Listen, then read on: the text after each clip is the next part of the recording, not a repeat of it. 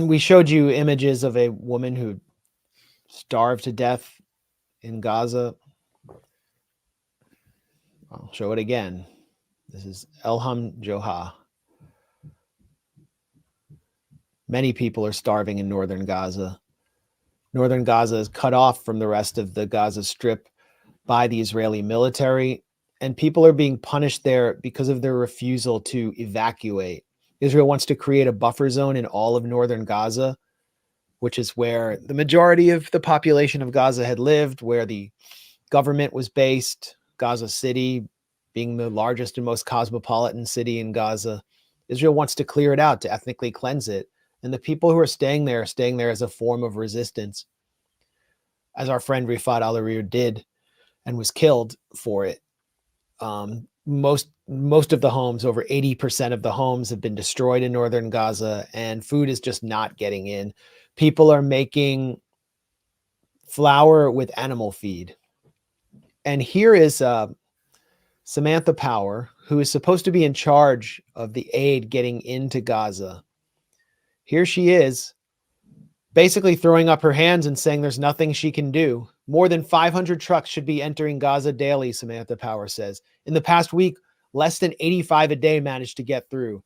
Everything behind me here at this World Food Program warehouse of the United Nations in Jordan should be in Gaza to address what the World Food Program calls catastrophic levels of hunger. Power goes on. Aid workers are confronting extreme danger every day, from IDF military operations, nice way of putting it, to organized criminals and even desperate civilians increasingly overrunning trucks, and still they are working tirelessly to help those in need. So Samantha Power's declaring that she is powerless as the director of the United States Agency for International Development in charge of aid operations, working at a State Department that apparently she has no connection to, which could easily get this aid in if they wanted to. Yeah, here's one thing that Samantha Power could do. Tariq Kenny Shawa points this out. If Samantha Power was as concerned about starvation in Gaza as she looks in this photo, she'd notify Biden that Israel's restrictions on U.S. humanitarian aid deliveries violate the Foreign Assistance Act, rendering Israel ineligible for U.S. military assistance. So under U.S. law, Israel's blockade of humanitarian aid could actually cut off U.S. military support, which Samantha Power could invoke if she wanted to, but of course she won't because she's complicit in this genocide. She also could demand Israel stop firing on police escorts of these aid trucks. And because Israel was attacking police escorts, they were forced to stop. The Palestinian Red Crescent and the UN shut down their deliveries because they couldn't go in safely, because they didn't have police escorts anymore after Israel shot at them. Yeah, I was watching the State Department briefing today with Matthew Miller, and Miller actually justified the blockage of aid on the grounds that Israel has the right to hold Hamas accountable.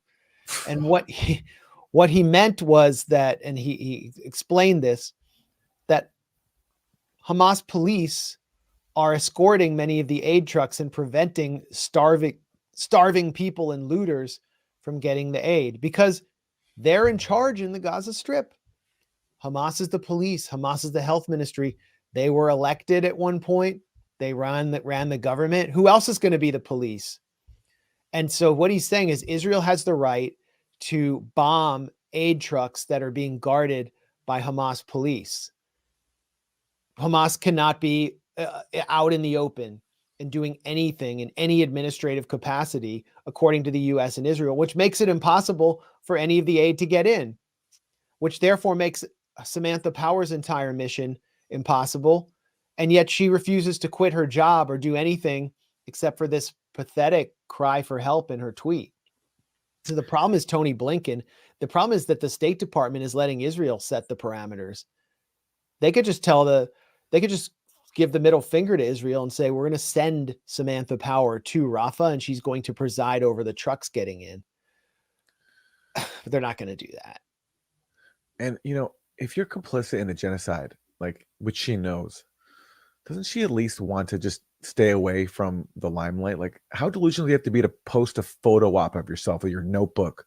What are you writing down in there? You know, like, Yeah. what are you taking inventory of? All the aid that you're blocking from getting in? Well, yeah, I It's mean, it's not even her job to take inventory, so that's just fake. yeah, yeah. I mean, she's sort of a figurehead and a spokesperson. With a serious And we look on we her say it face, like, again and again. yeah, We like, all she's staring off at what, like, a car like a carton that's not gonna be delivered, and she's just gazing at that and just pretending to look care. I mean, looking what does she expect wistfully us at to think? yeah. She's like maybe she's like, signing assigning the box to a new place. Like, we're gonna send this one to Juan Guaido. We're gonna send this one to Sudan. You know, a lot of the aid to Gaza has actually been diverted to places like Sudan. Hey, let's send it to Congo, where the M23, which is actually the Rwandan military, is instigating another genocide. And by the way, Rwanda is the Israel of Africa, and we arm it to the teeth. And Paul Kagame is our great friend. You may even be good friends with Samantha Power. Let's just send them more weapons while we're at it. But I mean, Samantha Power's original kind of claim to credibility and being a sort of guru of the responsibility to protect humanitarian intervention world of liberal, smart power comes from Rwanda, actually. When she savagely critiqued Clinton administration officials like Susan Rice for not quitting their jobs and not raising a ruckus and not uh, condemning the leadership at the State Department, specifically the Clinton State Department, for failing to intervene in the genocide in Rwanda. And here she is doing something even worse, posing for a photo op.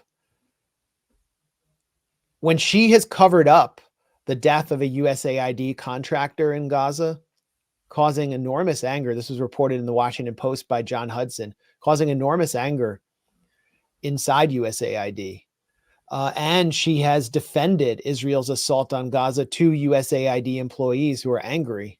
Yeah. So this is her response, and this is pathetic. Other U.S. officials, they might, it sounds like something Samantha Power would say. So maybe she's saying this on background. Have gone to Axios and warned that Gaza is turning into Mogadishu. The Biden administration asked Israel to stop targeting members of the Hamas-run civilian police force, warning that a total breakdown of law and order is significantly exacerbating the humanitarian crisis in the enclave, 3 U.S. and Israeli officials told Axios. Well, that's not the message that we were getting from the State Department today. Maybe they're doing so privately. Why it matters.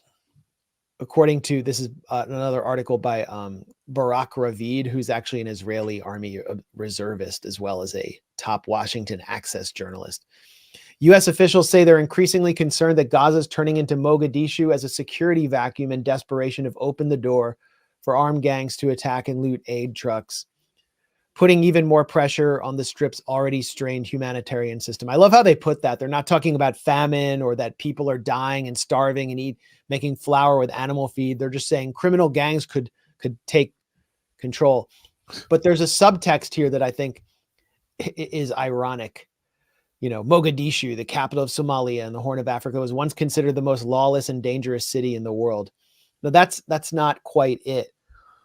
What it is that the U.S. militarily intervened in Mogadishu in a disastrous operation, which was recreated in this kind of racist Hollywood action film, Black Hawk Down, where a Black Hawk troop transport was taken down, hostages were taken.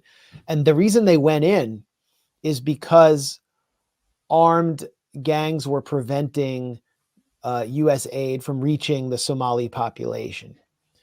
Okay, who's preventing the aid from reaching the population in Gaza? It isn't armed gangs in Gaza, it's Israel.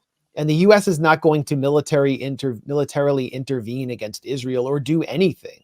And so that's the irony here, is Israel is turning Gaza into Mogadishu with the U.S. help, with the U.S.'s help. And the U.S. is trying to wash its hands of the whole situation, of creating the worst humanitarian crisis that we've seen certainly since Syria, arguably worse since it's so contained to such a small strip of land. Yeah, and people can't escape. More evidence of this comes in the terms of the ongoing negotiations over an exchange of captives that have been happening in Paris. And one of the provisions proposed by the U.S. was that if Hamas releases more captives, then more humanitarian aid will be allowed into Gaza. And that offer is an acknowledgement by the U.S. that Israel is blocking humanitarian aid. Yeah. Humanitarian aid should not be conditional. There's nothing conditional by humanitarian aid. You have to deliver it. And so the fact that the U.S. is putting it as a bargaining chip is an acknowledgement that it's allowing Israel to block it. Yeah. I mean, the U.S. is using it as well. I mean, this is Tony Blinken's diplomacy on behalf of Israel, which is he doesn't want a permanent ceasefire. The U.S. has openly endorsed, the Biden administration has endorsed Israel's objective of, quote, eradicating Hamas, which U.S. intelligence has judged to be impossible. They've even found that 5,000 militants of the Al-Qassam brigades are operating in the north of Gaza, which Israel claims is an operational hold. And they're actually hitting Israeli military targets every day. But they won't allow a permanent ceasefire. So what they're doing, and if you watch the State Department briefing today, you would hear Matthew Miller say, Hamas is responsible for this starvation because it won't just accept the humanitarian pause that we've put on the table. Because Hamas knows that once that pause is over, they will have relinquished their leverage by exchanging hostages or captives or prisoners of war. And then Israel can go back to bombing without anything holding them back. So they need a full ceasefire, and the U.S. refuses to do it because the U.S. is working along the same political track as Israel. So they're using hunger as a weapon. The U.S. is using hunger as a weapon. The U.S. is weaponizing hunger and blaming Hamas and using it to twist Hamas's arm until they accept Tony Blinken's terms. Then Blinken thinks that he can emerge as the broker of this amazing pause or amazing diplomatic feat, which simultaneously got the hostages out without allowing Hamas to remain in place. And that is a fantasy on top of a crime. So it's important to be clear about what the U.S. is actually doing here and to parse the language that's being deployed at the State Department to see how criminal it truly is. They keep pushing this idea of a temporary ceasefire, as if somehow Hamas would accept that Hamas would basically accept releasing all of the captives only for then Israel to be able to resume its ethnic cleansing operation. That is the position of Netanyahu and Biden. For all the fake reports about a difference between Biden and Netanyahu, they're firmly in lockstep when it comes to the core aim of ethnically cleansing Gaza and leaving it uninhabitable for anybody who might remain. Because that's what destroying Hamas means. And that's why Netanyahu's talking about going into Rafah. And he's saying no matter what happens, we're going to go into Rafah. So it's inevitable unless the Biden administration can be pressured to drop its stance of unconditional support to Israel.